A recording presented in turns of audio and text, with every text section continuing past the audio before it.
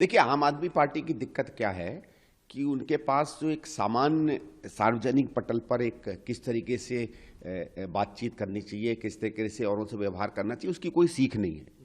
और ये इनका पुराना रहा है, क्योंकि हम तो इस बात को सस्पेक्ट करते हैं कि अभी तक दिक्कत क्या थी ना, पिछले 7-8 साल में तो वो भारतीय जनता पार्टी की बी टीम की तरह काम कर रहे थे। अब हो सकता है उनको लग रहा हो कि भारतीय जनता पार्टी को उनकी ज़रूरत नहीं है, इसलिए वो इंडिया अलायंस की तरफ देख रहे हैं। और ठीक है, इंडिया अलायंस के कुछ लोगों ने कहा कि भाई इनको भी इंक्लूड कर लीजिए, भले ही छोटी पार्टी हो, एक आध राज्य में हो, लेकिन इनको इंक्लूड करने की एक बात चल रही है।